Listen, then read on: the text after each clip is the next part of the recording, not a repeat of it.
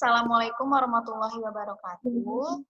Kami dari kelompok 5 akan presentasikan tentang outsourcing. Perkenalkan, nama saya Salma Fauzian, NIM-nya 089. Nama saya Olive Octavia Putri, NIM saya 090.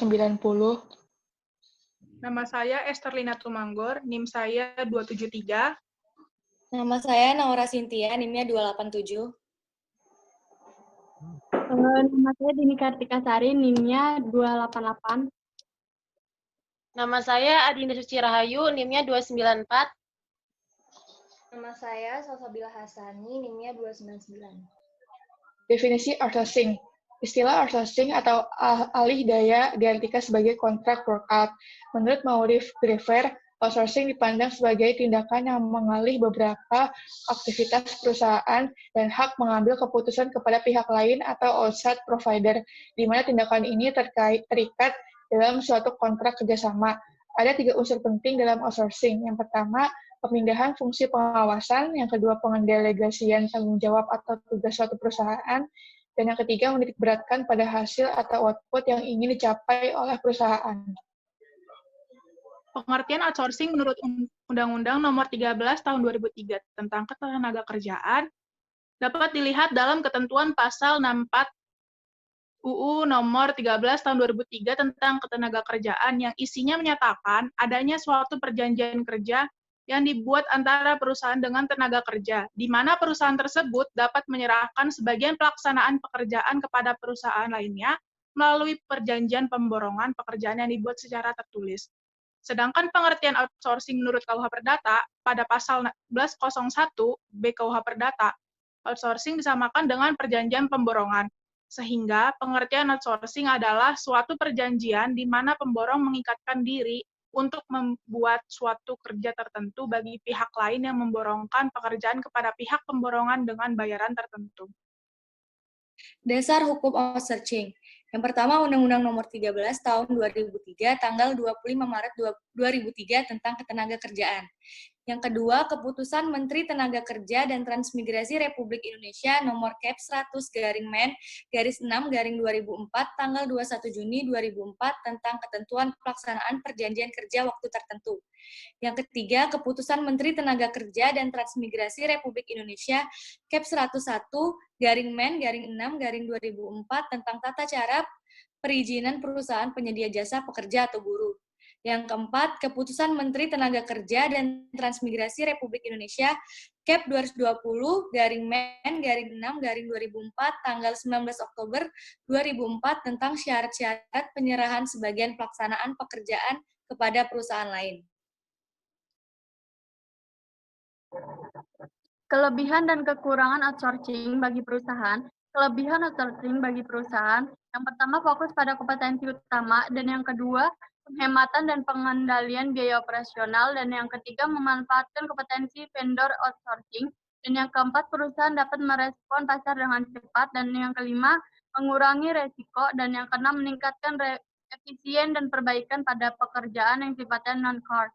Dan kekurangan outsourcing bagi perusahaan, yang pertama kehilangan kontrol manajerial, dan yang kedua adanya biaya tersembunyi dan ancaman keamanan dan kerahasiaan, dan yang ketiga kontrak akan mengalami spesifikasi dan akan ada biaya tambahan yang akan dikeluarkan oleh perusahaan kepada perusahaan outsourcing. Dan yang keempat, terkait kesejahteraan keuangan perusahaan lain, perusahaan outsourcing akan bangkrut dan memegang kantong. Dan yang kelima, publisitas buruk. Kelebihan dan kekurangan outsourcing bagi karyawan. Yang pertama, kelebihan outsourcing bagi karyawan. Yang pertama, memudahkan calon karyawan atau fresh graduate untuk mendapatkan pekerjaan. Yang kedua, dapat memasukkan lamaran pekerjaan ke banyak perusahaan. Yang ketiga, mendapat pelatihan dari perusahaan penyedia jasa karyawan outsourcing. Yang keempat, memudahkan pencari kerja yang memiliki keahlian khusus memilih perusahaan yang diinginkan serta gaji yang akan didapatkan. Kekurangan outsourcing bagi karyawan. Yang pertama, masa kerja yang tidak jelas karena sistem kontrak. Yang kedua, mengakibatkan karyawan susah memegang jabatan tinggi. Yang ketiga, tidak mendapat tunjangan seperti THR, asuransi, dan jaminan hari tua. Yang keempat, pemotongan penghasilan karyawan outsourcing tidak jelas. Permasalahan dari implementasi praktik sistem outsourcing di Indonesia.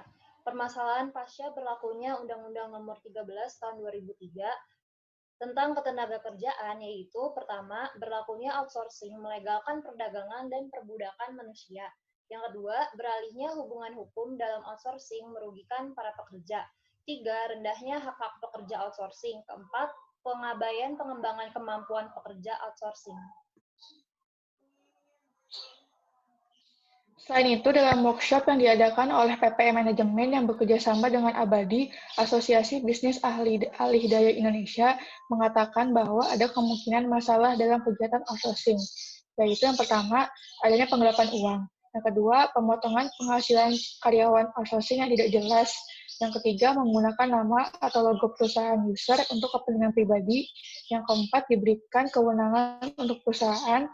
Yang kelima, pelaksanaan jam lembur dan perhitungannya. Dan terakhir, pemahaman mengenai full outsourcing. Contoh pelanggaran praktik outsourcing di Indonesia. Pada 31 Desember 2017, kerjasama PT Jakarta International Container Terminal dengan perusahaan penyedia outsourcing PT Emco berakhir. Otomatis, 400 karyawan outsource di bawah PT Emco harus putus kontraknya. Para karyawan yang di bawah naungan PT Emco menolak pemutusan hubungan kerja sepihak atau PHK. Selama 9 bulan lebih, ratusan anggota Serikat Pekerja Kontainer atau SPC berjuang demi mendapatkan keadilan untuk dapat bekerja kembali. Akhirnya, berdasarkan surat nomor 11161/18361 tanggal 11 Oktober 2018, Dinas Tenaga Kerja dan Transmigrasi Provinsi DKI Jakarta mengeluarkan surat yang menyatakan JICT telah melanggar aturan pasal 65 ayat 8 Undang-Undang Nomor 13 Tahun 2003.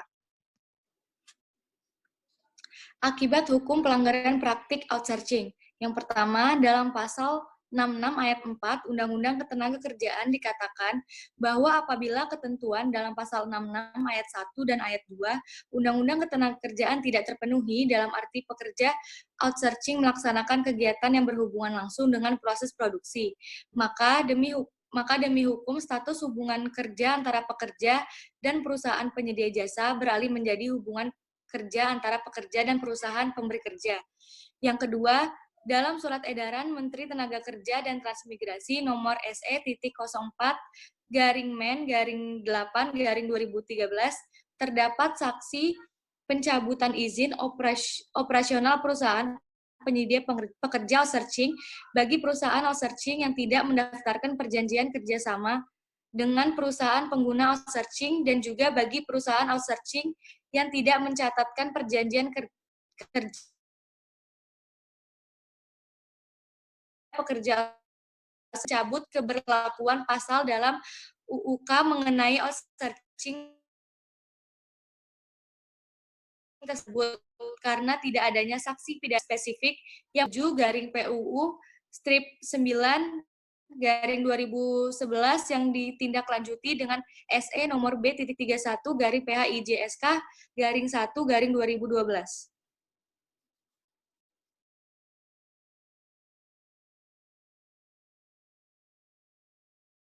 Kesimpulan, outsourcing adalah pemanfaatan tenaga kerja untuk memproduksi atau melaksanakan suatu pekerjaan oleh suatu perusahaan melalui perusahaan penyedia atau pengarah tenaga kerja. Dan sekitar tahun 1990-an, outsourcing telah mulai berperan sebagai jasa pendukung. Tingginya persaingan telah menuntut manajemen perusahaan melakukan perhitungan pengurangan biaya. Perusahaan mulai melakukan outsourcing terhadap fungsi-fungsi yang penting bagi perusahaan, tetapi tidak berhubungan langsung dengan bisnis inti perusahaan. Dan yang terakhir, penyerahan pekerjaan kepada perusahaan lain atau outsourcing tersebut diatur dalam Undang-Undang Nomor 13 Tahun 2003 tentang Ketenagakerjaan pasal 64, pasal 65, serta pasal 66.